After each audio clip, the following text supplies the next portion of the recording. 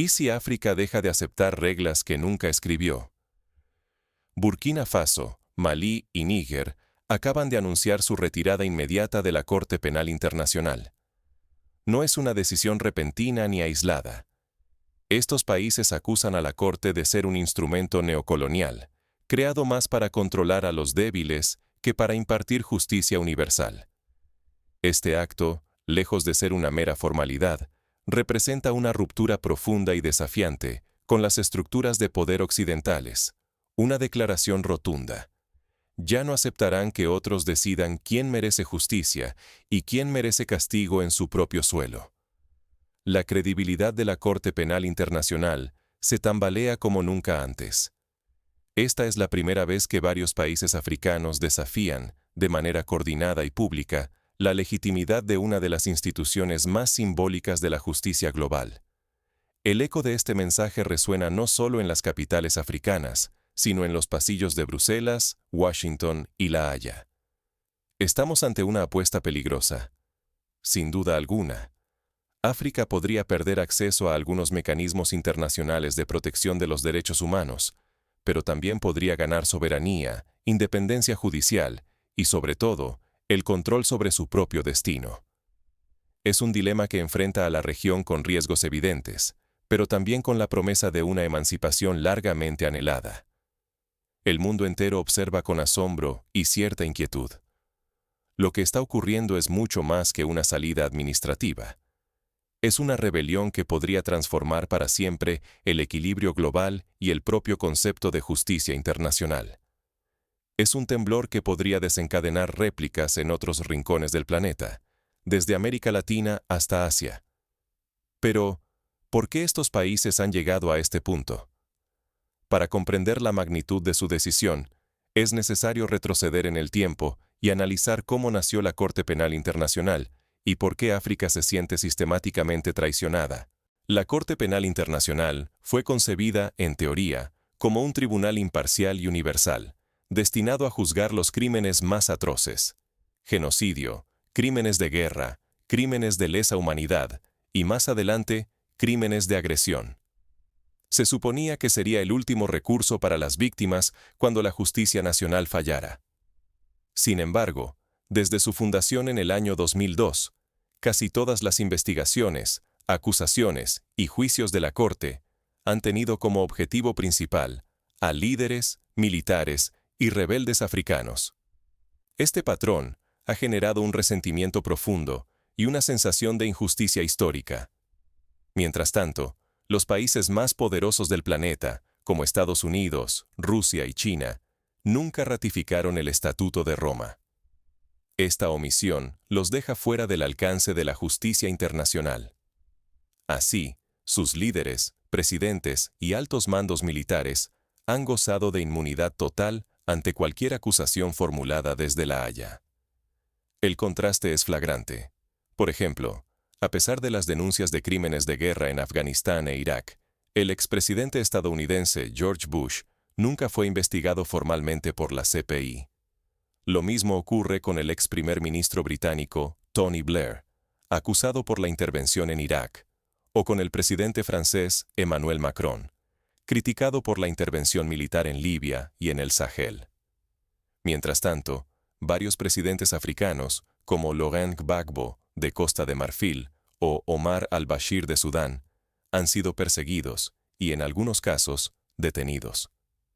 De los primeros 30 acusados presentados por la Corte Penal Internacional, 28 eran africanos. Este dato, por sí solo, es elocuente. ¿Acaso los crímenes más graves del mundo ocurren únicamente en África, o es que la justicia internacional opera con una doble vara? La arquitectura legal internacional, pese a su retórica de universalidad, aplica estándares distintos según el origen del sospechoso. Esto recuerda a otros momentos históricos. Por ejemplo, tras la Segunda Guerra Mundial, los juicios de Nuremberg juzgaron a los líderes nazis, pero las potencias vencedoras nunca enfrentaron procesos por sus propios crímenes, como los bombardeos de Dresde o Hiroshima. Mientras la Corte Penal Internacional evitaba investigar crímenes coloniales o recientes perpetrados por Occidente y sus aliados, el resentimiento africano crecía. Cada omisión, cada caso selectivo, minaba la confianza en la imparcialidad de la Corte. Para millones de africanos, la promesa de justicia global se transformó en una herramienta de presión política, más útil para mantener el statu quo neocolonial que para proteger a las víctimas. Este cúmulo de agravios desgastó de manera progresiva la legitimidad de la CPI en África. El riesgo ahora es doble. Por un lado, la Corte pierde prestigio y confianza entre millones de africanos. Por otro, si la CPI queda desacreditada y no surgen alternativas, existe el peligro real de que los crímenes más graves queden completamente impunes. En este contexto, la tensión llegó al límite. ¿Por qué Burkina Faso, Malí y Níger decidieron romper con la CPI justo ahora, en medio de conflictos, caos y amenazas existenciales? Lo que está en juego es mucho más que una disputa legal. Es una batalla por la soberanía, la reputación y el futuro judicial del continente. Esta rebelión podría marcar el inicio de una nueva era de independencia africana, o abrir peligrosos vacíos de impunidad, donde los poderosos actúan sin rendir cuentas. En el Sahel, la soberanía es literalmente una cuestión de vida o muerte. Burkina Faso, Malí y Níger no eligieron este camino en tiempos de estabilidad. Estos tres países están inmersos en una crisis bélica implacable: insurgencias armadas, golpes de Estado y gobiernos militares que luchan por el control de cada palmo de territorio. El Sahel se ha convertido en uno de los epicentros más violentos del mundo, donde la supervivencia nacional se juega a diario en cada frontera. Durante décadas, la región confió en modelos de justicia y seguridad importados. Se apostó por recetas extranjeras, misiones de paz internacionales y organismos multilaterales con la esperanza de estabilizar el país. Pero la realidad fue otra. La paz nunca llegó, los conflictos se multiplicaron y la justicia fue percibida como parcial, distante y ajena a la realidad local. Por ejemplo, la misión de las Naciones Unidas en Malí, creada con grandes expectativas, terminó siendo duramente criticada por su incapacidad para frenar la violencia y proteger a la población civil. Muchos habitantes de Bamako y otras ciudades llegaron a ver a los cascos azules como meros espectadores, incapaces de comprender la complejidad del terreno y las raíces del conflicto. Al contrario de aportar soluciones, creció la sospecha de que la intervención foránea debilitaba el control local y, en ocasiones, perpetuaba el conflicto por intereses geopolíticos. Las potencias extranjeras parecían más interesadas en mantener su influencia estratégica y acceso a los recursos naturales que en resolver las causas profundas de la inestabilidad. En este contexto, la Corte Penal Internacional perdió legitimidad. Ya no se la percibe como garante de derechos, sino como amenaza directa a la soberanía y la existencia misma de los estados. Para muchos, la CPI se ha convertido en símbolo de castigo selectivo, impuesto desde fuera. Los líderes del Sahel sienten que su lucha por defender el territorio es criminalizada por jueces y fiscales lejanos, ajenos al horror cotidiano de la guerra. La opinión pública también ha cambiado. Una encuesta realizada en Burkina Faso en el año 2023 reveló que más de la mitad de los ciudadanos veían a la CPI como un instrumento de presión política extranjero. Para muchos, la defensa de la nación es tratada como delito por forasteros que nunca han vivido el terror de la guerra en el Sahel. La idea de que Occidente impone sus valores y juzga con doble moral se ha instalado en el discurso público y político. Las consecuencias han sido inmediatas y profundas. Las tropas occidentales han sido expulsadas, mientras nuevos aliados, como Rusia y Turquía, llenan el vacío dejado por Europa y Estados Unidos. Burkina Faso, Malí y Níger han formado una alianza inédita, la Alianza de Estados del Sahel. Su objetivo es apoyarse mutuamente en defensa, desarrollo y, sobre todo, alejarse de la tutela occidental. Esta alianza no solo es militar, se extiende al plano judicial y político. En reuniones recientes, los líderes del Sahel han propuesto crear mecanismos conjuntos para investigar y juzgar crímenes graves, con la promesa de respetar los derechos humanos y evitar la impunidad. Sin embargo, este nuevo rumbo está lleno de incertidumbre y riesgos. Si estos gobiernos fracasan en crear mecanismos propios de justicia y control, el caos puede profundizarse o, peor aún, el poder podría usarse para proteger la impunidad y la represión. Pero si logran establecer sistemas sólidos, podrían cambiar para siempre el significado de soberanía en África, demostrando que la legitimidad de la justicia no depende de un sello extranjero. La ruptura con la Corte Penal Internacional es más que un acto simbólico, es un desafío frontal al sistema global de justicia. Ahora, el mundo observa si el Sahel podrá construir un nuevo modelo propio o si pagará un precio demasiado alto por su independencia. Renunciar a la Corte Penal Internacional no equivale a saltar al vacío, sino a lanzarse hacia una alternativa propia y soberana. África se enfrenta hoy a un reto monumental, pero también a una oportunidad única. Recuperar y reinventar sus sistemas de justicia, lejos de directrices dictadas desde Occidente y de modelos legales ajenos a su realidad sociocultural. Muchos países africanos buscan respuestas en sus raíces. La justicia restaurativa, los juicios comunitarios y el liderazgo de ancianos y líderes tradicionales resurgen como opciones vivas. No se trata de reliquias folclóricas, sino de métodos probados que resolvieron disputas durante siglos, mucho antes de que existiera cualquier corte internacional. El caso de Ruanda es especialmente ilustrativo. Tras el genocidio de los años 90, el Estado recurrió a las asambleas Gakaka, reuniones abiertas donde víctimas y acusados se miraban a los ojos. Estas asambleas permitieron el enjuiciamiento de más de 1 millón de personas en menos de una década, algo impensable en una corte internacional.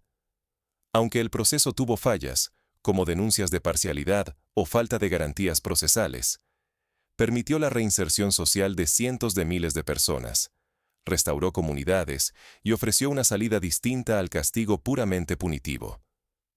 La cercanía y la inclusión son esenciales.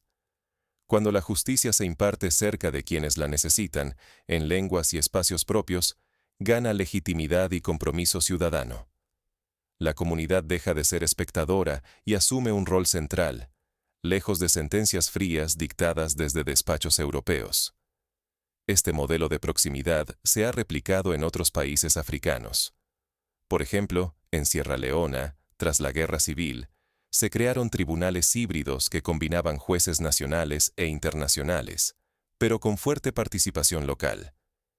Este enfoque permitió adaptar los juicios a las realidades culturales y sociales del país, evitando la sensación de justicia impuesta desde fuera. Pero la visión no se queda en lo local. Hoy se debate la creación de una Corte Africana de Justicia Soberana bajo la Unión Africana. Sería un tribunal panafricano, capaz de juzgar crímenes graves con voz propia y sin tutelas externas. Este proyecto, aún en fase de debate, ha sido respaldado por figuras como el expresidente sudafricano Thabo Mbeki y el académico ugandés Mahmoud Mamdani. Si se concreta, podría rediseñar el mapa de la justicia internacional y ofrecer por primera vez una alternativa real al monopolio occidental en la impartición de justicia global. La salida del Sahel no es un hecho aislado. Otros países africanos, como Sudáfrica, Kenia o Etiopía, han protestado en el pasado contra la CPI y podrían seguir el ejemplo, generando un efecto dominó que desafiaría el orden global. El proyecto de justicia africana puede convertirse en un polo alternativo de poder, forzando a Occidente a revisar la universalidad de sus normas y prácticas. Sin embargo, los desafíos son enormes.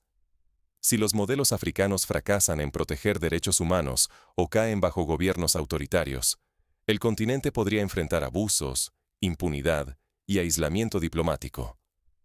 Pero si prosperan, África recuperaría el control sobre su destino y su relato ante el mundo. ¿Cómo se vive esta justicia en lo cotidiano? ¿Qué puede aprender el resto del mundo al observar este experimento africano? Imaginemos a una familia en Malí. Hace 2 años, su pueblo fue atacado por un grupo armado. Bajo el antiguo sistema, la denuncia se perdía entre oficinas estatales y, con suerte, llegaba a oídos de algún funcionario extranjero. Ahora, la comunidad convoca una asamblea, escucha a las víctimas y a los presuntos agresores, y busca soluciones que sanen las heridas, no solo castigos. No es un proceso perfecto, pero es inmediato, humano y comprensible para todos los implicados. En Burkina Faso, un grupo de mujeres organiza círculos de diálogo para resolver disputas familiares y de tierras.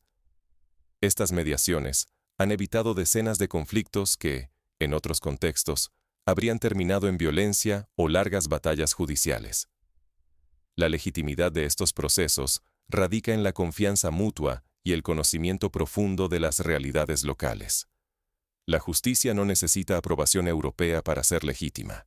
Esta es la afirmación contundente que Burkina Faso, Malí y Níger han lanzado, abriendo una grieta en el terreno africano. El control autónomo de la justicia es la clave de la dignidad y la autodeterminación. No hay soberanía verdadera mientras otros decidan quién es culpable o inocente en tu propia tierra. Recuperar mecanismos comunitarios, inspirados en la sabiduría local y los valores ancestrales, puede romper el ciclo de la imposición externa. Si la justicia habla el idioma del pueblo y comprende sus dolores, los veredictos dejan de ser castigos lejanos y se convierten en parte de una sanación colectiva. El siguiente paso esencial es involucrar activamente a la población en procesos de verdad, reparación y reconciliación. Sin esa participación, cualquier tribunal, sea extranjero o nacional, corre el riesgo de ser visto como ajeno o incluso injusto. Pero no hay que engañarse. Construir un sistema legítimo no es tarea sencilla. Se requiere transparencia absoluta, vigilancia ciudadana y, sobre todo, humildad para aprender de los propios errores. El fantasma del autoritarismo o la corrupción puede regresar si se olvida que la justicia debe servir a la verdad, nunca a vendetas personales. El gran reto es encontrar el equilibrio. Promover justicia sin caer en la venganza, pero también sin abrir la puerta a la impunidad. Si África logra diseñar su propio modelo judicial, será autora de su destino, con derecho a equivocarse y corregirse. Pero si fracasa, los críticos usarán ese tropiezo para justificar tutelas externas y perpetuar la desconfianza en la capacidad africana. La batalla por una justicia africana no es solo un debate legal. Es una cuestión existencial para el continente entero. El mundo observa atento, y lo que ocurra ahora redefinirá el significado de legitimidad en el siglo XXI. Para visualizar el futuro, podemos mirar otros ejemplos históricos. En América Latina, varios países han buscado sistemas de justicia transicional tras dictaduras y conflictos armados. Comisiones de la verdad en Argentina, Chile, Colombia y Perú han servido para reparar a las víctimas y sentar bases para la reconciliación. Si bien estos procesos no son idénticos a los africanos, demuestran que cada región puede construir sus propias soluciones, adaptadas a su historia y cultura. En África, la Comisión de la Verdad y Reconciliación de Sudáfrica, presidida por Desmond Tutu, es otro referente. Permitió que víctimas y victimarios se escucharan y sanaran heridas, evitando una guerra civil y sentando las bases para una democracia más inclusiva. Este modelo ha sido estudiado y adaptado en otros países, tanto africanos como fuera del continente. La decisión de abandonar la Corte Penal Internacional no es solo una ruptura simbólica, es el inicio de una nueva era, llena de riesgos y oportunidades. ¿Podrá África transformar la protesta en un sistema propio y sólido? ¿Por qué seguir creyendo en un tribunal que jamás ha sentado en el banquillo a los poderosos de Occidente? Durante más de 2 décadas, la Corte Penal Internacional ha prometido justicia universal. Sin embargo, su historial ofrece otra realidad. Mientras figuras como Bush, Blair o Macron no han sido siquiera investigadas, casi todos los acusados han sido líderes africanos. Hoy, Burkina Faso, Malí y Níger han roto ese patrón. Al retirarse de inmediato de la CPI, no solo rechazan ser los únicos juzgados, lanzan una acusación directa y desafían la legitimidad de una justicia internacional que nunca ha sido imparcial. La reputación de África está en juego. Si su historia solo la cuentan instituciones externas, la narrativa será siempre la misma. Dependencia, culpabilidad, necesidad de tutela. Pero estos 3 países exigen el derecho a nombrar sus propios jueces y a escribir su propio relato. Es una apuesta arriesgada. Sin el paraguas de mecanismos internacionales, algunos temen que aumente la impunidad de los poderosos o la represión interna. Otros ven aquí el primer paso hacia una justicia construida en África, libre de la aprobación europea, donde el continente define sus propias reglas y límites.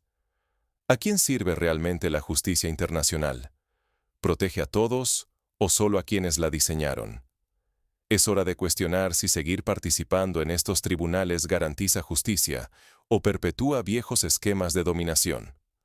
La rebelión de Burkina Faso, Malí y Níger siembra una pregunta en todo el continente.